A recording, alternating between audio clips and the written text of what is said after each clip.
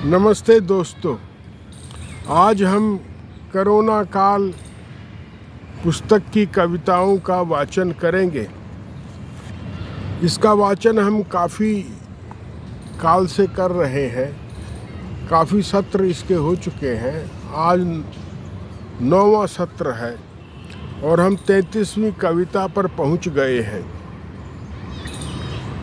जिसका शीर्षक है कोरोना काल 33 और उपशीर्षक है मोदी है तो मुमकिन है। थोड़ा निकट आ जाता हूँ कैमरे के।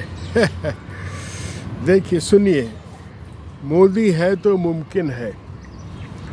मैंने 40 साल सरकारी नौकरी की। मेरा एक मातहत था, बहुत कलाकार। वह संसद के प्रश्नों के उत्तर हमारे अधीनस्थ निकायों से लेकर मंत्रालय को भेजता था। यह बड़े परिश्रम और एकाग्रता का काम था। सारे उत्तरों से एक संयुक्त उत्तर बनाकर भेजना। उसने एक गुर निकाल रखा था। वह हर प्रश्न की रिपोर्ट 0 भेज देता। अब मंत्रालय कैसे जान पाता किसकी रिपोर्ट 0 है, किसकी नहीं, या किसकी ठीक और किसकी गलत? कभी नहीं जान पाया। उसके पास 20 रिपोर्ट आती हैं हर प्रश्न पर। वैसे ही भाजपा ने किया। कल संसद में एक प्रश्न के उत्तर में कह दिया, देश में कोरोना काल में ऑक्सीजन की कमी से एक भी आदमी नहीं मरा। संसद का ये हाल है। संसद अप्रासंगिक कर दी गई है सत्ता दल द्वारा।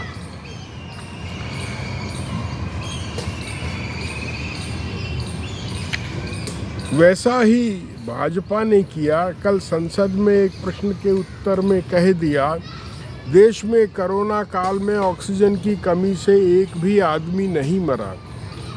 अब ढूंढते रह जाओ आंकड़े, ओ शंकालुओं जो हैं ही नहीं, क्षीर सागर में सोए विष्णु की तरह।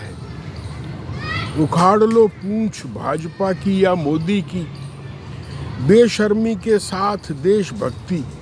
है ना चमत्कार जो मोदी ही कर सकता है और भाजपा ही रह सकती है ऐसे झूठे के साथ, दृढ़ चट्टान की तरह। सलाम।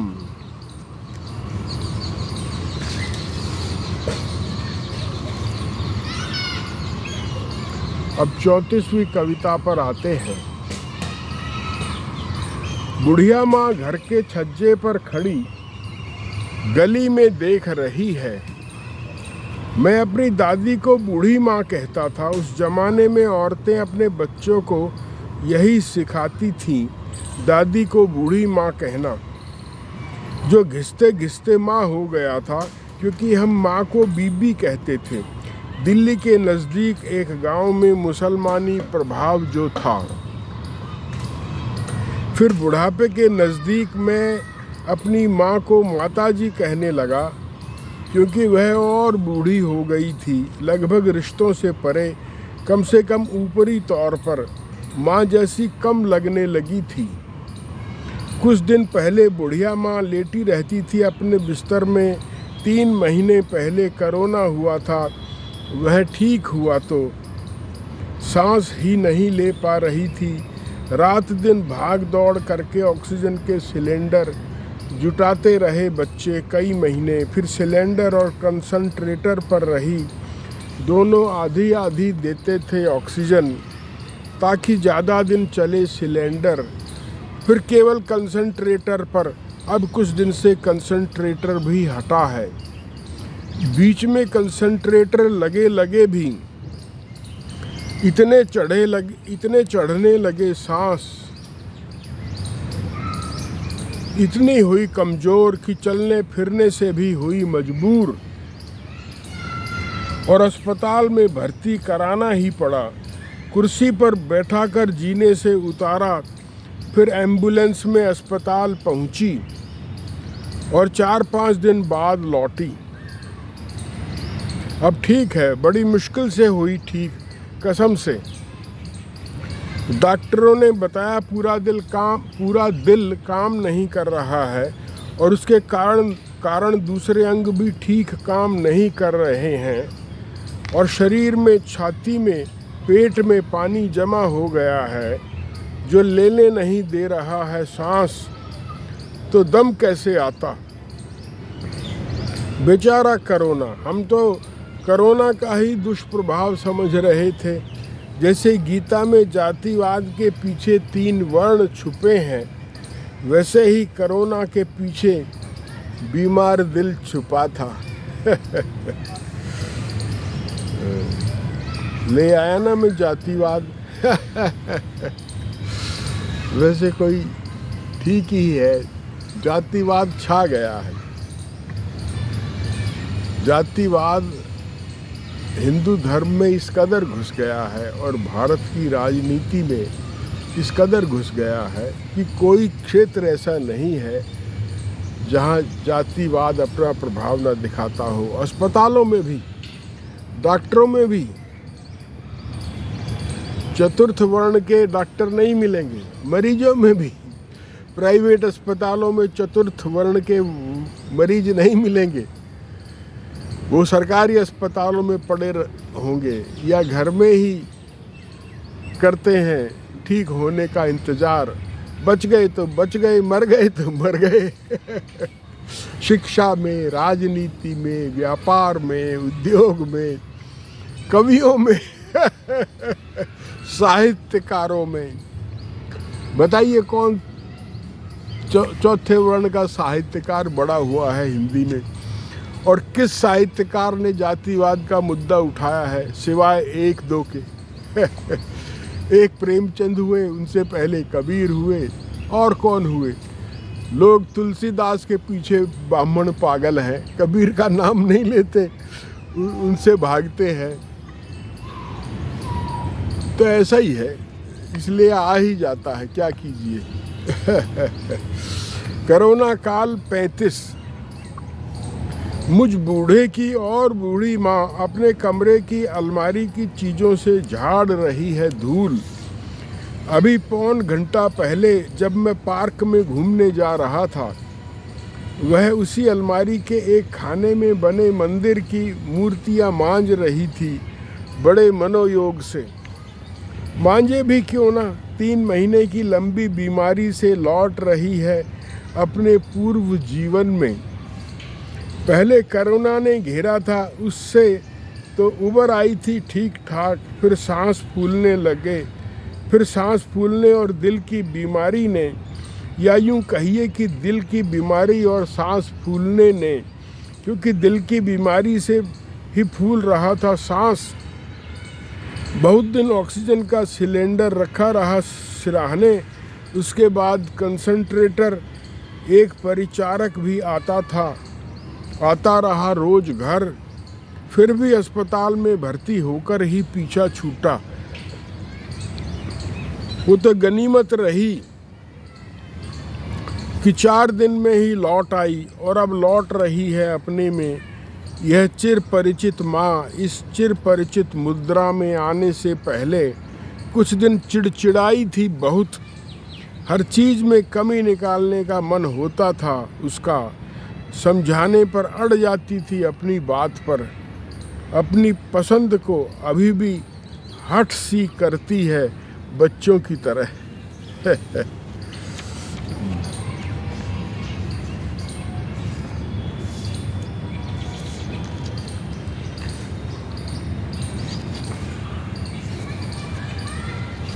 अगली कविता में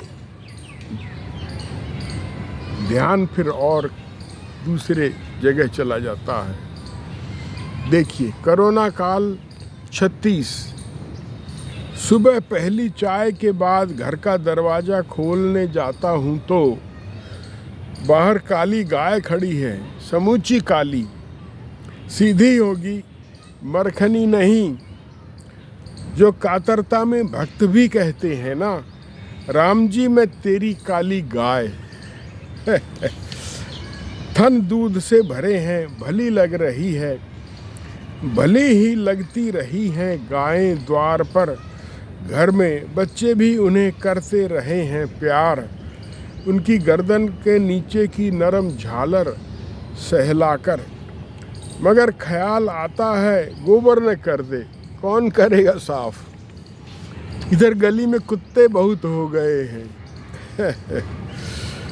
देखिए क्या क्या दुख है, इधर गली में कुत्ते बहुत हो गए हैं, दूसरी गली के कुत्तों की टोली जब गुजरती है भौंकते हैं उन्हें देखकर, और हमारे घर के बाहर जो गली के सिरे पर है मलमूत्र कर जाते हैं अपने क्षेत्र की सीमा की निशानी के तौर पर, उनका मल साफ करते करते और उन्हें भगाते भगाते जी उकता गया है।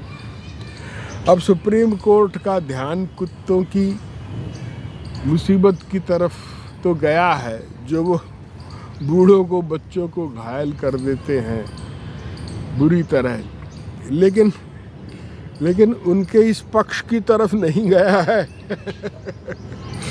सुना है इंग्लैंड में तो कुत्ते का मालिक अपने साथ साथ पॉलीथीन की थैली लेके चलता है कि कहीं मेरा कुत्ता पॉटी कर दे तो मैं उसको पॉलीथीन में ले लूँगा फिर कहीं फेंकूँगा। यहाँ तो आदमी ही कहीं भी करने की आज़ादी है। जानवर की तो बात क्या है। मोदी ने एक बात तो करी है कि शौचालय बनवाने की तरफ ध्यान दिया है। अब वो कैसे भी हो शौचालय, उसकी कभी तफ्तीश नहीं हुई, कोई जानकारी नहीं मिली। आगे चलते हैं। कोरोना के ज़माने में जब गरीब आदमी गाँवों में चले गए हैं, घरेलू सहायता भी मुश्किल से मिलती है, ऊपर से बारिशों के दिन आए ना आए सहायता, आए ना आए। पत्नी बीमार है, बहुएं आजकल मध्यवित्त घरों में सफाइयाँ नहीं करती, तो कौन करेगा साफ। मैं द्वार पर खड़ा खड़ा मुंह से वह विशेष ध्वनि निकालता हूँ जो गाय भैंसों को आगे चलाने के लिए निकाली जाती है। उसकी कोई लिपि नहीं है, हमारी वर्णमाला का कोई अक्षर उसे नहीं बता सकता, बस अपने बड़ों से उसे सीखते आए हैं लोग बिना अक्षर ज्ञान के।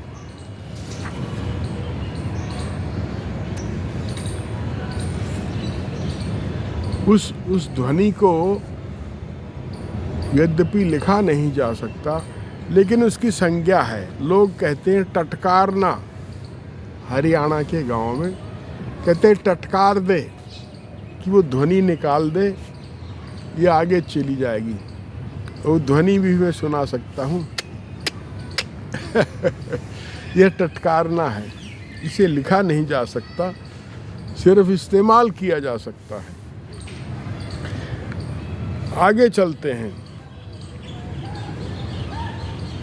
इस गाय को मैंने कुछ दिन पहले अपनी गली के सिरे पर सरकारी ज़मीन पर 15-20 मकानों की कच्ची बस्ती में बंधे देखा था। शहर में गाय भैंस रखना मना है, किंतु कानून किताबों में है, और गाय गली में। दरवाज़ा खोलकर हाथ उठाकर मैं फिर वही ध्वनि निकालता हूँ तो गाय आगे बढ़ जाती है, चुपचाप, वाकई सीधी है। भले थे वे गांव जिनमें दुधारू पशु थे घर घर, कुत्ते भी थे और गलियां भी थी, और गलियां थी कच्ची। कुत्तों के गू उनमें दिखाई नहीं देते थे, और गाय भैंस के गोबर के लिए लपकते थे लोग। जैसे बच्चे मिठाई पर लपकते हैं। और गाय भैंस के गोबर के लिए लपकते थे लोग, बच्चे लपकते थे, और गाय भैंस के गोबर के लिए लपकते थे लोग। उनसे उपले बनते थे चूल्हे के लिए, और उनकी राख से बिना पानी के भी चमक उठती थी झूठी थालियाँ। उन्हें पल्लू से पोंछकर उनमें खाना परोसती थी दादियाँ, माएँ और बहुएं।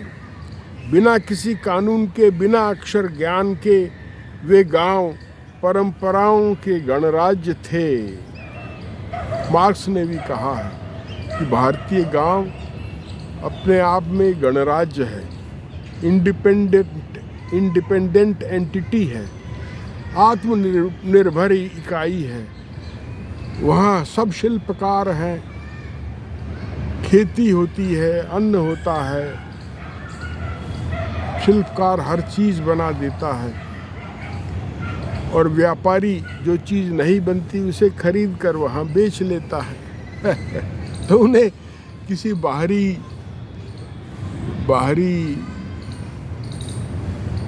एजेंसी की ज़रूरत नहीं पड़ती कि कोई वहाँ आकर माल खोले। आगे चलते हैं।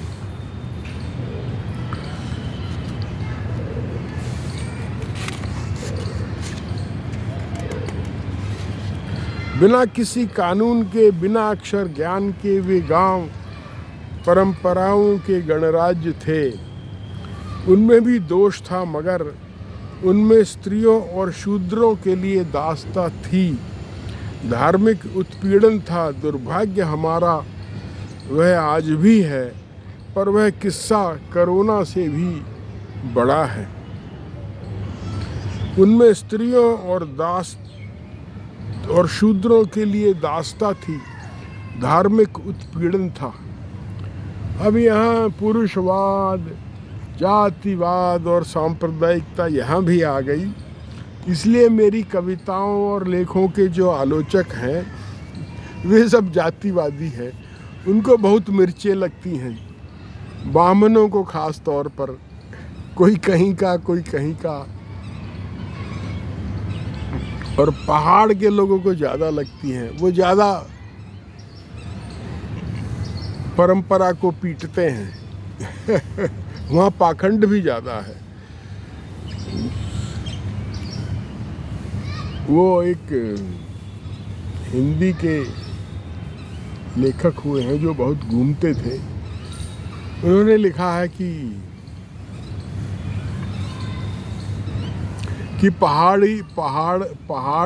पहाड़ी बामन ऐसे विशेषता है उनकी कि वो उन्होंने महाभारत और रामायण के जो है वो वहाँ अनेक स्थल बना रखे हैं और पता नहीं कहाँ कहाँ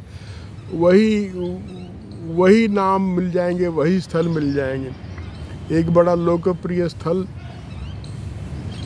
वो कोई गुफा दिखा के कहेंगे यहाँ पांडव आए थे, अज्ञातवास किया था। ऐसी बात। अब पांडवों का ही हिस्ट्री में अस्तित्व सिद्ध नहीं है, लेकिन वो उनके अज्ञातवास की गवाही देते हैं और अपने गांव में देते हैं। वहाँ चले गए हम। ये तो मैं शायद वहाँ की बात बता रहा हूँ आपको, मध्य प्रदेश की। एक वो बड़ा सुंदर स्थल है जहाँ मिलिट्री का कैंटोनमेंट है, और वहाँ था। और फिर हम वहाँ चले गए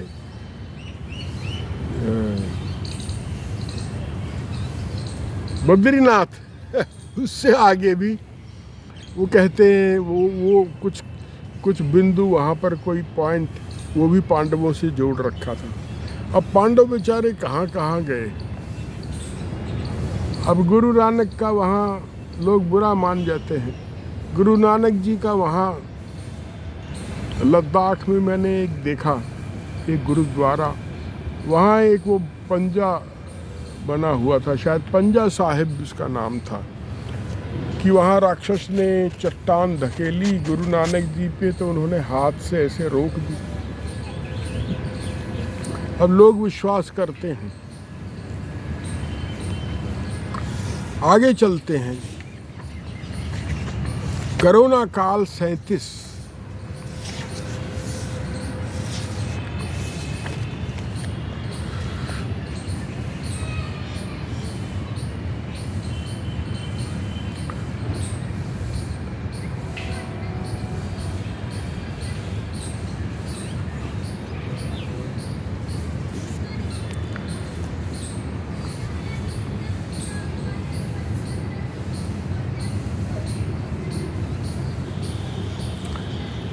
धर्म को लेकर भारतवर्ष में कानून बड़ा अच्छा है। हमारे यहाँ ईश निंदा कोई कानून नहीं है, जैसे मुस्लिम देशों में है कि आप पैगंबर की या कुरान के बारे में कोई आलोचनात्मक बात नहीं कर सकते। लेकिन हिंदुओं का तो कम से कम मुझे पता है कि हिंदुओं में ना तो कोई एक किताब है धार्मिक, जैसे कुरान है, मुसलमानों में बाइबल है, ईसाइयों में या सिखों में गुरु ग्रंथ साहिब है, वैसे हिंदुओं में ऐसे कोई किताब नहीं है। लोग गीता को कह देते हैं, लेकिन गीता भी कोई अनचैलेंज्ड किताब नहीं है। कुछ लोग मानते हैं, कुछ नहीं मानते हैं, और नास्तिक भी हिंदू हैं, आस्तिक भी हिंदू हैं। लेकिन ईसाइयत में या सिख धर्म में या इस्लाम में ऐसा नहीं है।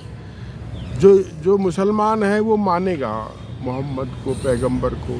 जो सिख है वो गुरु को मानेगा और गुरु ग्रंथ साहब को भी मानेगा। जो ईसाई है वो बाइबल को मानेगा जरूर। हालांकि ईसाई अब बहुत नास्तिक हो गए हैं और बहुत प्रोग्रेसिव हो गए हैं, वो ज़्यादा धार्मिक नहीं रहे, वो कुछ भी धर्म अपना लेते हैं, ऐसे हो गए।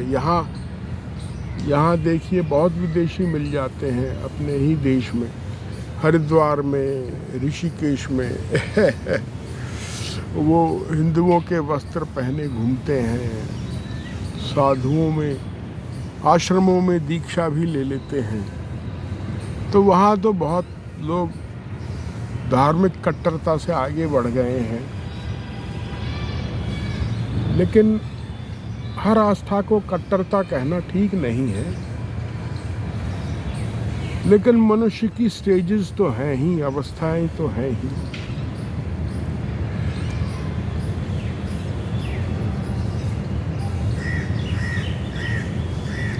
तो इसलिए सही बात ये है, किसी के धर्म पर ठेस मत लगाओ, अपमान मत करो, है ना। दिल मत दुखाओ किसी का। जो मानता है वो मानता है, आदर करो सब धर्मों का, वो ठीक रास्ता है भारत में। हाँ, अपनी बात कह लो आप, लेकिन ऐसे मत कहो कि किसी के लिए अपमानजनक हो, ठीक है ना। अब हिंदुओं में लेकिन ये उदारता है कि वो, चलिए, कि वो कुत्ता है अक्सर कुत्ते भी आ जाते हैं हमारी महफिल में, चलो तो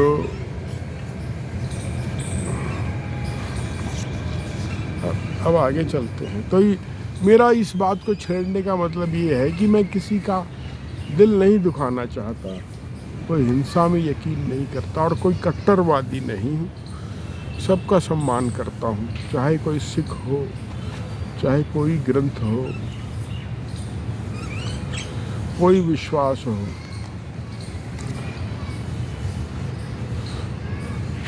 लेकिन जितनी आज़ादी हमको संविधान देता है उतनी मैं लेता भी हूँ।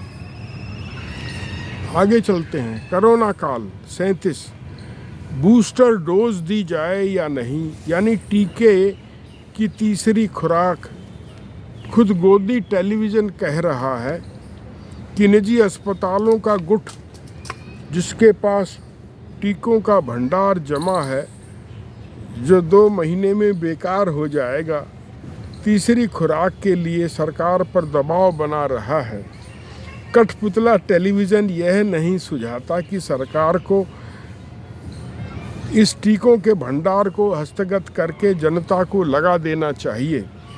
सरकार पर कोई भी जिम्मेवारी डालने से दूर ही रहता है गोदी टेलीविज़न और जनता से 100 उम्मीदें लगाता है।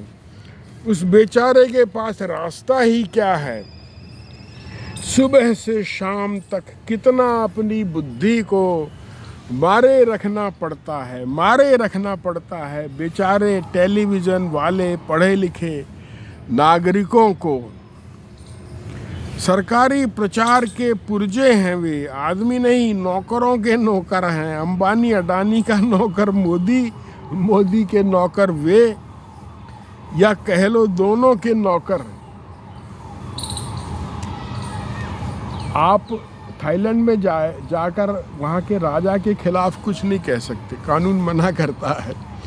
लेकिन यह हमारा लोकतंत्र का, हमारे संविधान का, हमारी अपनी पुरानी शताब्दियों सहस्राब्दियों पुरानी परंपरा का कमाल है कि हम यह आज़ादी भोग रहे हैं। और इसके लिए बौद्धों ने, जैनों ने, चारवाकवादियों ने, लोकायतों ने, पूरी श्रमण परंपरा ने बहुत संघर्ष किया है। ठीक है ना। कबीर पंथियों ने, नानक पंथियों ने, दादू पंथियों ने, सिखों ने भी, सिख भी हिंदुओं के ब्राह्मणवाद के बहुत खिलाफ हैं। आज भी उनके तर्क इसी के इर्द गिर्द घूमते हैं कि हिंदुओं ने तो अपनी बुद्धि ब्राह्मणों को दे दी, ये जैसे कहेंगे वैसे करेंगे। तो ये उनकी बात बिल्कुल सही है। वैसे ब्राह्मणों ने हिंदुओं की मति मार दी है। मैं सब ब्राह्मणों की बात नहीं कर रहा हूँ, लेकिन ब्राह्मणवाद की तो बात यही है कि ऐसा जाल फैलाया है कि कोई हिंदू, और मरा हुआ पीड़ित और शोषित हिंदू भी ब्राह्मण को ही श्रेष्ठ मान रहा है, ब्राह्मणवाद को ही ठीक मान रहा है। उसको और कुछ पता ही नहीं बेचारे को। जैसे गोदी टेलीविज़न मोदी के ही गुण गाता रहता है। तो जो कम पढ़े लिखे लोग हैं, जिनमें क्रिटिकल बुद्धि विकसित नहीं हुई है, क्रिटिकल बुद्धि, तो वो पृष्ठ पेषण करते हैं, लकीर के फकीर हैं। माँ बाप जो कहते थे उसे ही मानते हैं। लेकिन पश्चिम में यह धारा टूट गई है। वहाँ बच्चे जो मर्जी माने, संविधान सबको अधिकार देता है, सबके अधिकारों की रक्षा करता है। यहाँ किसी के संविधान की कोई रक्षा नहीं है। संविधान है, अधिकार है, मगर उसकी रक्षा की कोई गारंटी नहीं है, चाहे मौलिक अधिकार ही हो आपका। आगे चलते हैं, कविता के दूसरे भाग में पहुंच गए हैं। हाँ, नहीं, वो अभी रहता है। अंबानी अडानी का नौकर मोदी, मोदी के नौकर वे, एंकर आदि गोदी मीडिया के, या कह लो दोनों के नौकर। मगर पाठकों भ्रमित मत होना, अंबानी अडानी मोदी और मीडिया कर्मी व्यक्ति नहीं वर्ग हैं, पूंजीपति और मध्य वर्ग जो ज़्यादातर त्रिवर्ण भी हैं। अब आ गया वही जातिवाद। मगर पाठकों भ्रमित मत होना, अंबानी अडानी मोदी और मीडिया कर्मी व्यक्ति नहीं वर्ग हैं, पूंजीपति और मध्य वर्ग जो ज़्यादातर त्रिवर्ण भी हैं, 3 वर्ण, ब्राह्मण क्षत्रिय वैश्य। कहते हैं ज़्यादातर नेता और मीडिया कर्मी प्रथम 2 वर्ण और पूंजीपति तीसरा वर्ण है। प्रथम 2 वर्ण हैं ब्राह्मण और क्षत्रिय, और तीसरा वर्ण है बनिया। वो पूंजीपति है, और ब्राह्मण और क्षत्रिय नेता और मीडिया कर्मी हैं। और शूद्र हैं कि कोरोना के भी काबू नहीं आते, जैसे दिल्ली के पुनर्वास बस्तियों वाले। उनकी जनसंख्या भी बहुत है शूद्रों की। शूद्र भारत में 77% के करीब हैं सभी धर्मों में। अब वो शूद्रवाद तो ब्राह्मणवाद ने सभी धर्मों में फैला दिया। ईसाई भी शूद्र हो गए, ब्राह्मण हो गए। ऐसी मति मारी है ब्राह्मणवाद ने। ईसाइयों की भी मति मार दी, मुसलमानों में भी जाति हो गई, सिखों में भी हो गई। अब सिख बेचारे वो निकले तो जाति से संघर्ष करके ब्राह्मणवाद के, फिर उन्हीं में फंस गए, उसी में उनमें भी जातियां हो गई। आर्य समाजी दयानंद जातिवाद का विरोध करते करते चले गए, लेकिन आर्य समाजियों में वही जाति से चिपके हुए हैं।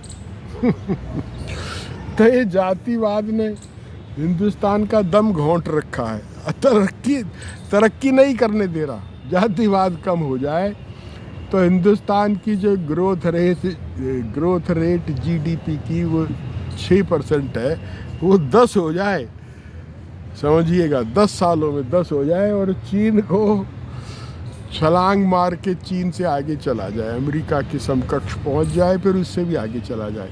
लेकिन जातिवाद को ख़त्म करना होगा और सांप्रदायिकता अपने आप खत्म हो जाएगी। वो जातिवाद की रक्षा के लिए ही सांप्रदायिकता घुसेड़ दी गई है समाज में। जातिवाद ना हो तो सांप्रदायिकता की भी कोई ज़रूरत ना पड़े, जातिवाद ना हो तो सब आदमी बराबर हो जाए, फिर उसमें हिंदू मुसलमान का भी कुछ नहीं है। एक आपको दिलचस्प बात बताऊं, मेरे एक मित्र थे मुसलमान, फारसी पढ़ाते थे। वो कहते थे, अब मुझे पता नहीं ज़्यादा तो, लेकिन जो वो कहते थे वो बता रहा हूँ, कि जो हम भारतीय मुसलमान हैं वो अरब के मुसलमानों की अपेक्षा कहीं उदार हैं। तो ये भारत की धरती ऐसी है कि थोड़ी उदारता है यहाँ। इसका कारण ये है कि सबसे अधिक उपजाऊ हमारी भूमि है, संसार में सबसे ज़्यादा आदमी यही है, सबसे ज़्यादा पशु यही है ना। अब गोरक्षा करते करते भी मोदी सबसे ज़्यादा मीट भेज रहा है बाहर। अब लोग तो कहते हैं गाय का है, अब पता नहीं मुझे तो। तो ये सब हिंदुस्तान में ज़मीन का चमत्कार है, मिट्टी पानी का, धूप का चमत्कार है। इसलिए सबको देवता बना दिया, सूर्य देवता, पृथ्वी देवता। वो बेचारे क्या करेंगे, देवता तो जरूर बन गए, पर कोरोना से तो एक हद तक ही लड़ पाएगा ना सूरज। अब उसको आने ही नहीं दिया शहरों में, तो कोरोना कैसे रक्षा होगी कोरोना से? धूप की कमी से, हरियाली की कमी से कोरोना ने ज़्यादा कोहराम मचाया शहरों में, वरना दिल्ली में, बम्बई में कितना कोहराम मचा। इन्हीं में, धारावी में, दिल्ली में जहाँ ज़्यादा लोग रहते हैं, हरियाली कम हो गई है, वहीं कोरोना ने ज़्यादा गदर मचाया।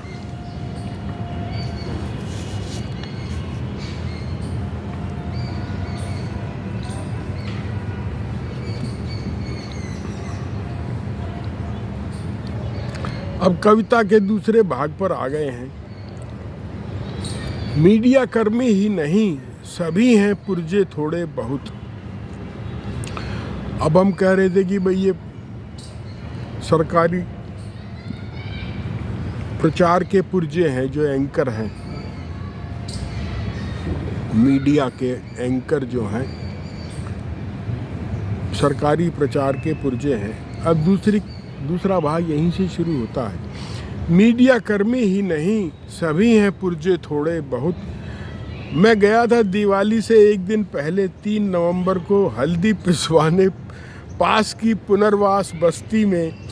आजकल मसाला चक्कियाँ, आटा चक्कियाँ, चाय के ठीहे, पान की दुकानें, यहाँ तक कि किराने की दुकानें बड़े शहरों में शोरूमों ने निगल ली हैं। मुझे एक बम्बई में एक बूढ़ा मिला था, रिटायर्ड आदमी था, ठीक ठाक था। तो उसने कहा जी यहाँ पहले इतनी कपड़ा मिलें होती थी, अब सब शोरूम बन गए। वो मिलें जो है, मिलों की ज़मीन सब शोरूम बन गए। तो मुझे वही बात याद आ गई। आजकल मसाला चक्कियाँ, आटा चक्कियाँ, चाय के ठीहे, पान की दुकानें, यहाँ तक कि किराने की दुकानें बड़े शहरों में शोरूमों ने निगल ली हैं। अपनी पिसवाई हल्दी ही मिलनी मुश्किल है। अपनी पिसवाई हल्दी ही मिलनी मुश्किल है। तेल का कोलू कहाँ मिलेगा? शोरूम नहीं, ये मगरमच्छ हैं, साबुत खा जाते हैं दुकानों को। पुनर्वास बस्तियों में ही बची हैं कहीं कहीं मसाला पीसने की चक्कियाँ। मादीपुर जो एक गांव था दिल्ली का, अब उसके पास पुनर्वास बस्ती है जहां पूर्व झुग्गी झोंपड़ी वालों को बसाया गया है। अब वहां पक्के मकान हैं 25-25 गज के। वहां आदमी कीड़े मकोड़ों से रेंगते हैं। इलाके में सबसे सस्ती हर तरह की चीज़ वहां मिलती है। शूद्र इलाका है, महाशूद्र। 3 वर्ण भूल जाते हैं यह जब वहाँ जाते हैं सस्ते सामान की तलाश में, या ऐसे सामान की जो और कहीं नहीं मिलता। अब हम बूढ़े हो गए हैं, क्या कर सकते हैं? हंसी सकते हैं इस सारी स्थिति पर और बता सकते हैं, अपनी कविता में लिख सकते हैं। यही करके जाएंगे, यही करते रहेंगे, हो सकेगा जब तक।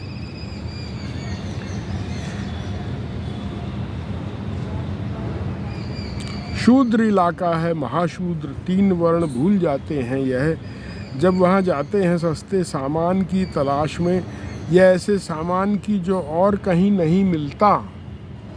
कोरोना से भी भयंकर है जातिवाद। लो जी, फिर आ गया।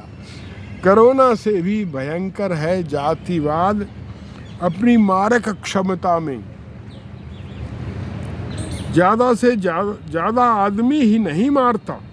कोरोना से ज़्यादा आदमी ही नहीं मारता, कोरोना से ज़्यादा दूर दूर तक भी मारता है भारत में। ज़्यादा बड़ी मिसाइल है, कोरोना से भी बड़ी मिसाइल है जातिवाद। बहुत दूर तक भी मार करता है और ज़्यादा बड़े इलाके में भी कर देता है। वहाँ भी पहुँच जाता है जहाँ कोरोना नहीं पहुँचा। उस शूद्र कॉलोनी में मैं दिवाली से 1 दिन पहले हल्दी पिसवाने के चक्कर में फंसा स्कूटर पर। दिवाली के बाजार में कई किलोमीटर तक 10-12 फुट चौड़ी बल खाती घूमती सड़कों पर दुकानें लगी थी जमीन पर चादरें बिछाकर। सड़क के दोनों ओर बीच में 3-4 फुट का चलने का रास्ता। क्या चीज़ नहीं थी वहाँ, क्या चीज़ नहीं थी वहाँ। कितनी रोशनी रात में, घर की और दिवाली की तरह तरह की लाखों चीज़ें। सुंदर सुंदर कपड़े, बर्तन, दिए, खिलौने। पर मेरी नज़र रास्ते पर थी जो लोगों से भरा था कोरोना काल में। दूसरे को छुए रगड़े बिना चलना असंभव था। बीच बीच में रुकना पड़ जाता था सो अलग। और मैं मती मारा स्कूटर पर हल्दी पिसवाने निकला। हास्यास्पद था। किसी ने मास्क नहीं लगा रखा था। कोरोना अभी जिंदा था, घातक था। सोचकर रोंगटे खड़े हो जाते थे मुझ 71 साला बूढ़े के। वैसे मैंने बुढ़ा लिखा है, मुझ 71 साला बुढ़े के। थोड़ी देर बाद लेकिन डर खुला और 15-20 मिनट की जद्दोजहद के बाद रास्ता भी मिला। लौट के बुद्धू घर को तो आया मगर थोड़ा दिलेर बनकर। ओ मोदी, जो भारतीय बचा है तो प्रकृति की शक्ति से। तू तो कहता नहीं थकता। भारत में विश्व का सबसे बड़ा टीकाकरण अभियान चल रहा है और 100 करोड़ टीके लगाने का जश्न भी मना लिया है, जबकि आबादी के 6% को ही दोनों खुराक लगी हैं टीके की। जब अन्य देशों ने 35, 40, 50, 60 का छू लिया है आंकड़ा, पर तू अपनी नकली पीठ ठोकता नहीं थकता। अब मोदी पर ही गुस्सा उतारा जाएगा। वही कप्तान है, डिस्क्रेडिट भी उसका और क्रेडिट भी उसका।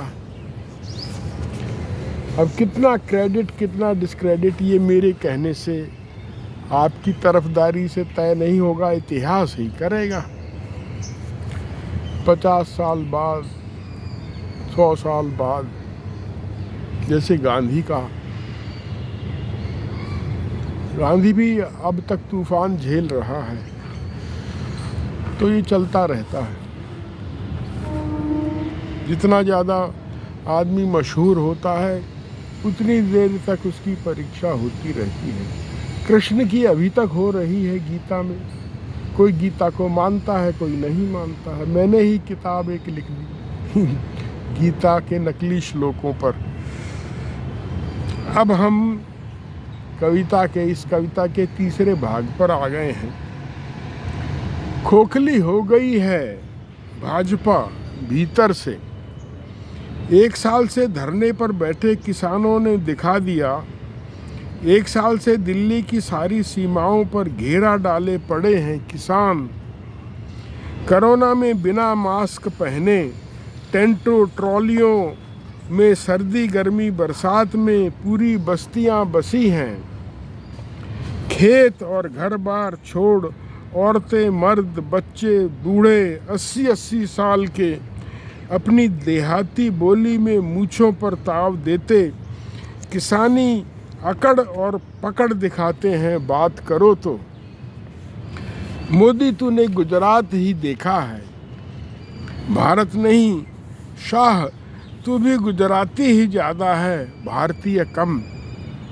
दंगों का दागी मोदी जब प्रधानमंत्री बनने आया था, मुझे एक ही तसल्ली थी, कितना ही धाकड़ हो, एक राज्य ही देखा है इसने, भारत को धमकाना अलग बात है।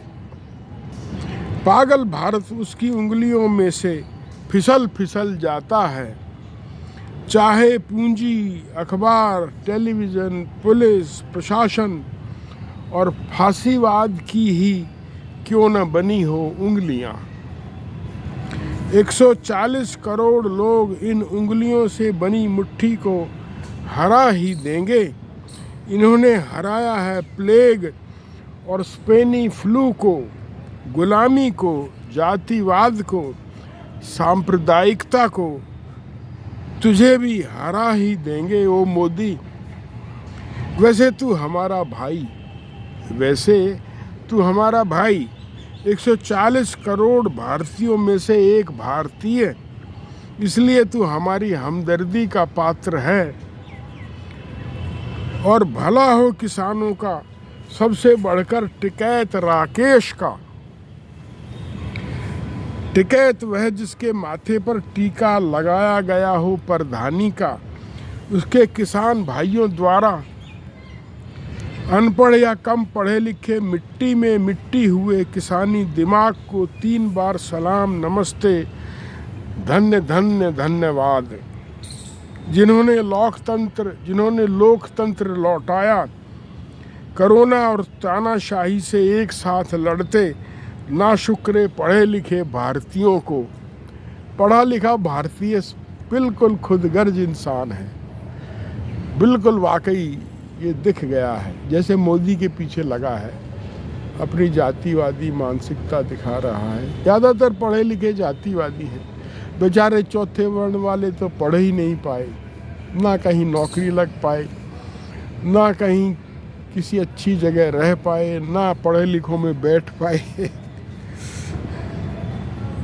ठीक है ना, वो लोकतंत्र के बारे में क्या राय देंगे? उनकी राय तो उनके हमदर्द ही दे सकते हैं, जैसे हम कोशिश कर रहे हैं। कोरोना और तानाशाही में एक साथ लड़ते नाशुक्रे पढ़े लिखे भारतीयों को सलाम। किसानों तुमको कोरोना काल में एक कवि का 3 काले कृषि कानून वापस होंगे, मोदी ने कहा है। और न्यूनतम समर्थन मूल्य कृषि उत्पादों का, उस पर भी बात होगी, किसानों से खबर है। कोरोना काल में कोरोना से भी बड़ी एक बार तो। यह खबर कोरोना काल में कोरोना से भी बड़ी है एक बार तो। अब देखिए, हम 38वीं कविता पर आ गए हैं। कोरोना काल 38। ये अब दूसरी जगह चली गई है दृष्टि, निजी संबंधों पर। आपको पसंद आएगी। कोरोना में मेरा एक दोस्त था अशोक विश्वास, वो चला गया। जब चाहो उसे फ़ोन कर लेता था, बात करने को हमेशा तैयार। उसका फ़ोन आता तो काफ़ी देर बात करता, आधा पौन घंटा आम बात थी। उसके रहते अकेलापन नहीं लगता था। उसे याद करके आज आंखें नम हैं। बुढ़ापे में ज़्यादा घूमना तो होता नहीं, पढ़ने लिखने की दिनचर्या में भी एक रास्ता हो जाती है। ऐसे में बात करना ही सहारा है। वो चला गया। उससे पहले एक और सहारा था, अवधेश सिंह चौधरी। वह कांगड़ा जिले का था, हिमाचल का, चिंतपूर्णी के पास का। कस्बा कोटला के नज़दीक उसका गांव था बस्सी। खेतों में उनका विस्तृत परिवार, चाचा ताऊ सब घर बनाकर रहते थे। 10-15 दिन रहा था मैं वहाँ पत्नी के साथ। उसके साथ उसकी बहन के घर गया, उसके मामा के भी। क्या पथरीले रास्ते थे और क्या परिंदे थे। एक लंबी पूंछ वाला कलगीदार रंग बिरंगा पक्षी, बर्ड ऑफ हेवन, मैंने वहीं देखा था। वहाँ के झरनों का पानी, ऊंचे नीचे रास्ते, छप्पर वाले बरामदे में सोना, पत्थरों वाले खेतों में भ्रमण, पशुओं के लिए पेड़ों की पत्तियां काट कर लाते लोग, मर्द पानी की टोकनी कूल्हे पर साधे, झरने से भरकर ऊंचे नीचे रास्ते तय कर घर तक आते थे। फिर मेरे देखते देखते वहाँ पानी के नल भी लग गए थे। बड़ा प्यारा दोस्त था और हंसोड़। मुझे कहता, देख वीरेंद्र, मैं चाचा जी से एक बात कहूँगा तो वे जवाब में 2 बार बिल्कुल कहेंगे। बिल्कुल बिल्कुल। उसके चाचा को हाँ की जगह बिल्कुल बिल्कुल कहने की आदत थी और वह इस पर हंसता था। बहुत चुटकुले सुनाता था रंग बिरंगे। छुट्टी वाले दिन मैं नहा धोकर सुबह 11 बजे उसके घर चला जाता और बैठा रहता उसके पास। वह अपने गाहक निपटाता रहता। वकील था श्रम कानून का, अशोक विश्वास की तरह। वह भी मुझसे बात करता नहीं थकता था और मैं उससे। जीवन के अंतिम दिनों में हमारी बोलचाल बंद थी और वो चला गया पक्षाघात से। ये दोनों बचपन के दोस्त थे। अशोक 6ठी कक्षा से और अवधेश जब मैं कॉलेज में था तब से। दोनों चले गए। एक के याद आने से दूसरा भी आ गया। हृदय में अंतरालों की कतार है। ऐसी कतारें बनाई हैं कोरोना ने इंसानों के हृदयों में। कोरोना ने पिघलाए हैं हमारे हृदय, हमें ज़्यादा मानवीय बनाया है। उन्हें भी जिन्होंने दवाइयों, ऑक्सीजन, अस्पताल के बिस्तरों की कालाबाजारी की,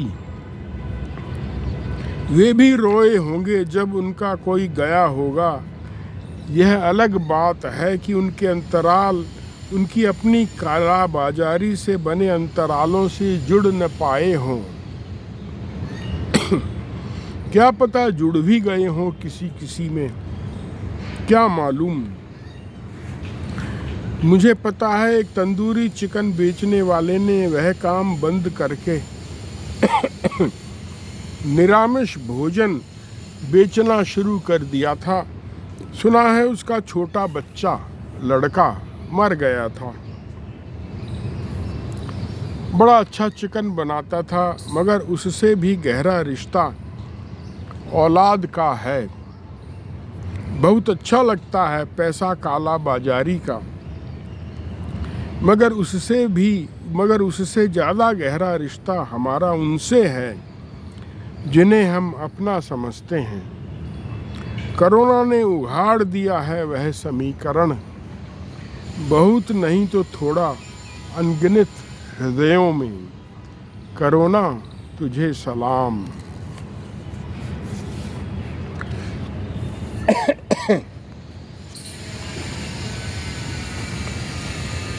लो जी, करते करते हम इस संकलन की अंतिम कविता पर आ गए। कोरोना काल 39, जिसका उपशीर्षक है 23 जनवरी 2022।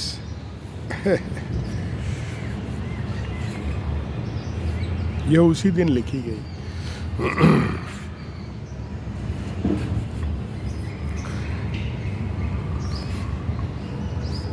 गृहिणी से समाप्त कर रहा हूँ यह संकलन। कोरोना से डरती नहीं है संतोष, अपना छोटा बटुआ उसने माइक्रोवेव पर रख दिया है।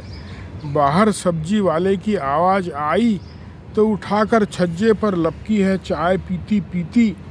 इतने कामों के बीच भला कैसे नोटों को बिना छुए रहे। संक्रमण के डर से उसके तो काम ही रुक जाएंगे, वरना हम डरते हैं उस जगह को छूने से भी जहां रखती है वह बटुआ। कोरोना डराता है हमें क्योंकि डरते हैं हम उससे। धन्यवाद। कविता पूरी हुई। इस संकलन के अंत में मैंने काफ़ी सारी ऐसी टिप्पणियाँ जोड़ी हैं, कवितावार जोड़ी हैं, जो मेरे इन कविताओं में आए तथ्यों का स्वतंत्र रूप से समर्थन करती हैं। वे सब अखबारों की रिपोर्ट हैं, टेलीविज़न की रिपोर्ट हैं, जो इंटरनेट पर मौजूद थी। उन्हें मैंने खंगाला तो मिल गई, कुछ मिली भी नहीं। मुझे लगता है सरकार ने उन्हें निकलवा दिया, हटवा दिया मीडिया के इंटरनेट रिकॉर्ड से। सरकार की तो दृष्टि संघी बड़े जालिम है। इनकी तो दृष्टि विकिपीडिया जैसे स्रोतों पर भी है जो इंटरनेट पर मौजूद हैं। उसमें भी ये जहाँ होता है वहाँ वामपंथ की बुराई और अपनी बड़ाई करने से नहीं चूकते, लेकिन स्पष्ट नहीं कह सकते और बड़े सूक्ष्म ढंग से कहते हैं। R.S. शर्मा जो प्रसिद्ध हिस्टोरियन रहे हैं, उनका मैं देख रहा था विकिपीडिया पर, तो उनके साथ वामपंथी इतिहासकार लिख दिया। भला ये कोई डिस्क्रिप्शन है, लेकिन भाई इनकी चलती है, चला रहे हैं।